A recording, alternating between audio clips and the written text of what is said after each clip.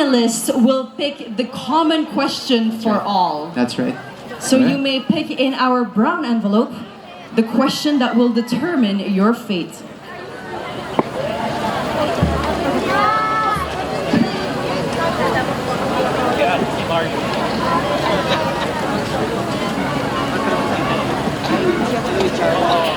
Your question is, Governor Gico focuses on legacy projects that would leave a long-lasting and sustainable impact for Pangasinan.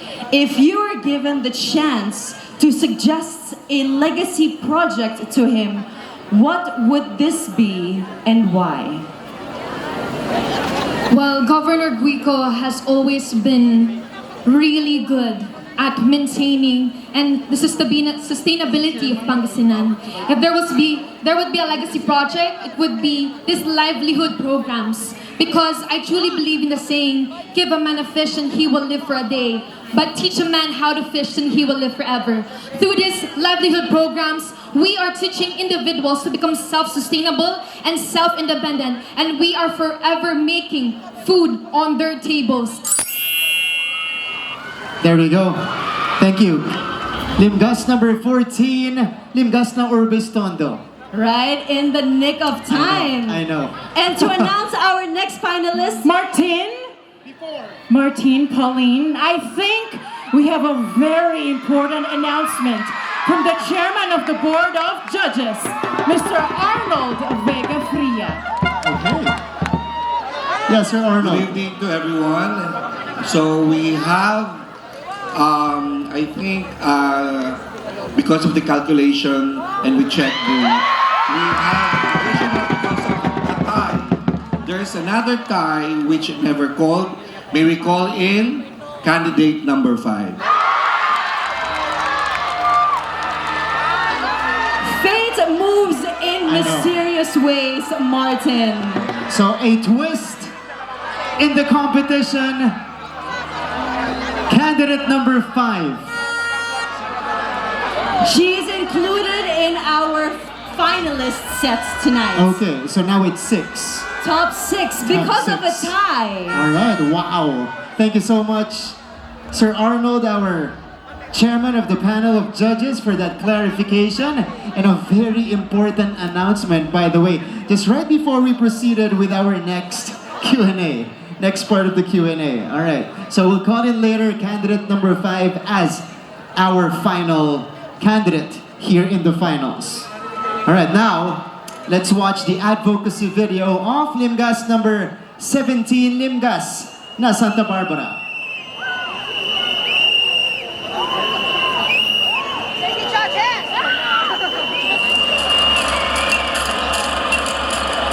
Volunteerism and social mobility, empowered through faith, love, and service. Recognize your strength, yield your power, because we could make a difference. Join me in continuing to inspire other people to share whatever they can for our community. Together, hand in hand, let us all give love for our community.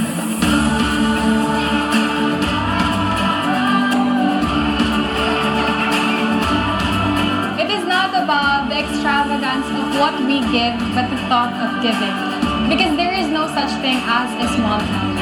Pangasinan, ang galing! Have passion and take action. Izzy, Nina, Villamil, Bernardino, your Limgas na Santa Barbara. Santa Barbara, pinablibika. Pangasinan, ang galing. There she is, ladies and gentlemen, Limgas na Santa Barbara. Hello. Alright, this is your question. This is the common question for our final Q&A. Governor Gico focuses on legacy projects that will leave a long-lasting and sustainable impact for Pangasinan. If you were given the chance to suggest a legacy project to him, what would this be and why? If I were to share my knowledge to our Governor Ramon Monmongico, it would be to continue what he is doing and to add on volunteerism such as my advocacy, for example. Because together, I know that we can make a difference. And through my advocacy, we can share and inspire other people to share whatever they can as what I've stated in our community. Together, hand in hand, let us all say, Pangasinan, ang galing towards better improvement. That would be all. Thank you. Wow, well composed. Thank you so much and congratulations. That was Limgas na Santa Barbara. Now to announce our next finalists. Candidate number 1, let's watch her advocacy video.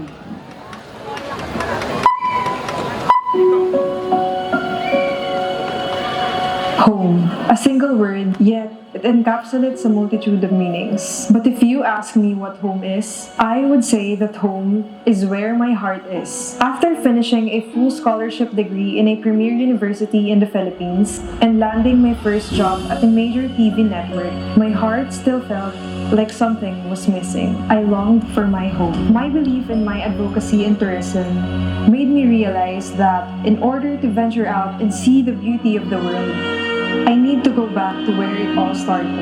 I am giving back to the community that has nurtured me into the person that I am today. Wherever we may roam, there's really no place like home. I am Pearline Joy Malogan Bayog, the heart, the soul, and the face of Lingayen. Ready to show the world that Lingayen is the best. Pangasinan, ang galing!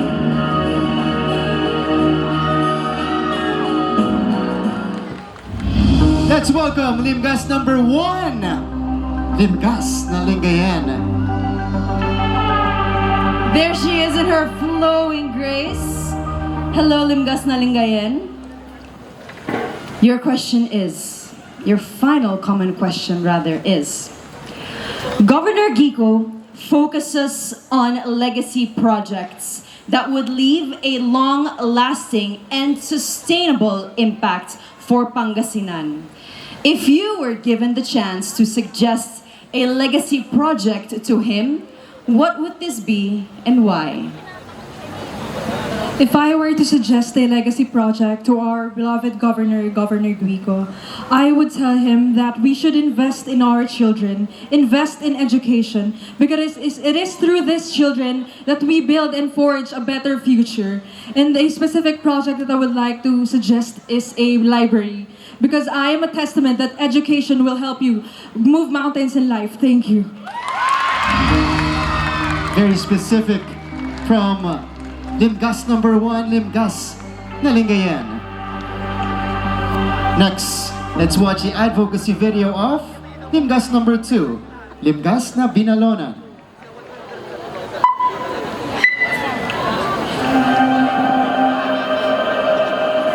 When you become a victim of sexual harassment, you are often scrutinized and fall under victim blaming. Most would say, baka waswa ng suot mo kaya ka na-harass. Or worse, baka nagbigay ka ng motibo. As a result, most victims would just stay quiet about it. This is the sad reality. I am Paulie Camat, Limgas na Binalonan 2024. A victim of sexual harassment never is silenced, and I choose to fight back. Sexual harassment is never justified and should never be tolerated. I have survived. I am here, and this is my story. Making her way Pangasinan, ang galing. back to the stage is Limgas number 2, Limgas na Binalonan. This is your question. The common question in the final round. Governor Gico focuses on legacy projects that would leave a long-lasting and sustainable impact for Pangasinan. If you were given the chance to suggest a legacy project to him, what would this be and why? If I could have the chance to talk to our governor and suggest some legacy project, I would not do that. Why? Because I believe in the capability of our governor. Our governor is our mayor before in my municipality, and I have seen him. I have seen what he can do. I have seen what he has. I have seen a lot of him, a lot of his growth to offer, and those opportunities I know that. Thank you very Thank much. you. Candidate number 2, Limgas na Binalonan. Once again, also for the final Q&A, our finalists are given 30 seconds to answer the final common question. That's right. And now to welcome our second to the last finalist for today, let's all watch the advocacy video of Limgas na Pozorrubio.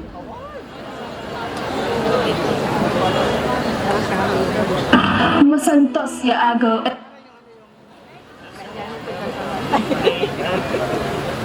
Masantos ya agaw at sikayon amin. This is Lhya, Yzhienne, Laylo, your Limgas na Pozorrubio 2024. My journey and passion to care for children began with my involvement in the Pozorrubio. Witnessing their dedication and commitment to aiding others through outreach programs ignited my desire to participate in this cause.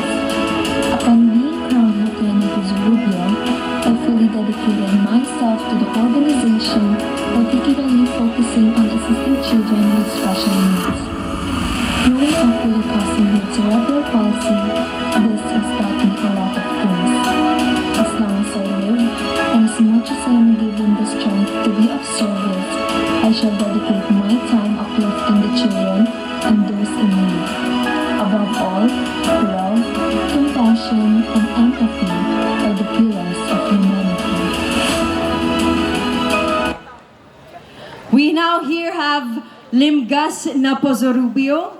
Your final common question is, Governor Gico focuses on legacy projects that would leave a long-lasting and sustainable impact for Pangasinan. If you were given the chance to suggest a legacy project to him, what would this be and why? We have a vision and mission to make Pangasinan a best place to live, to work, and to raise a family. And I would have a livelihood training program to everybody, that no one is left behind in this journey, that every Pangasinense will rise in our province. Because I've always believed that to give a man a fish and you will feed him for a day, but teach a man to catch a fish and you will feed him for a... Thank you very much, Limgas na Pozorrubio. Thank you. Well done to our top 5, but we have a wild card finalist. That's true. By a twist of fate, our top 5 has become top 6 tonight. And it is no coincidence that she is also Limgas number 5.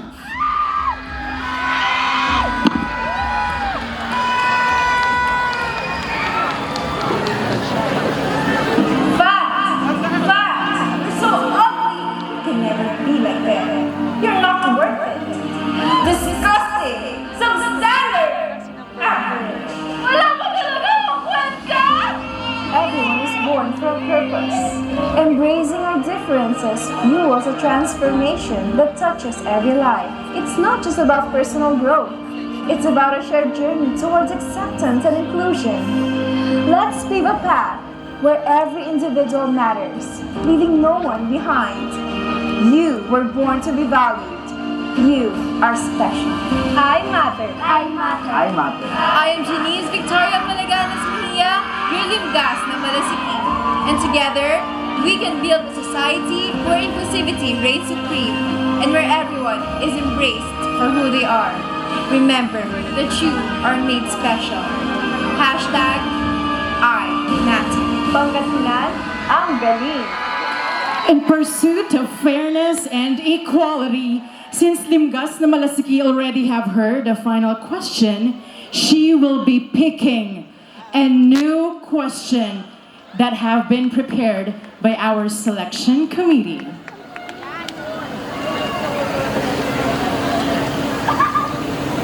A brand new question here in the final Q&A for our wildcard finalist, Limgas na Malasiqui. Pauline, go ahead.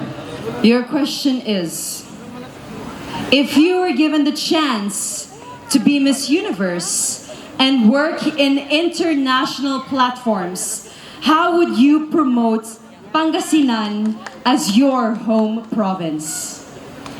Pangasinan, my home, my blood, and our future. This is where I stand, and each and every individual I believe is ang galing, because we were born to raise the flag of the Philippines. And by Pangasinan, we can promote the Philippines through our talents, through our treasures, through our culture, through our heritage. And by that, I am proud, I am a Pangasinense, I am proud to work internationally raising the flag of the Philippines. Beautifully said. So much conviction and emotion. Thank you so much. Limgas number 5. Limgas na Malasiqui. It was like her video, how she stated her answer earlier. With so much emotions and drama as well. Alright, round of applause for our top 6! Great job here in our Q&A. It's not easy to stand here in front and be quick on your feet with these answers. Congratulations, everybody. Job well done.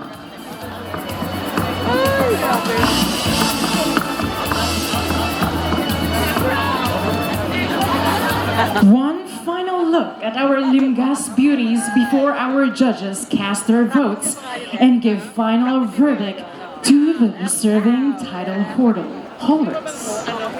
Again, one final look at our Limgas beauties before our judges cast their votes and give final verdict to the deserving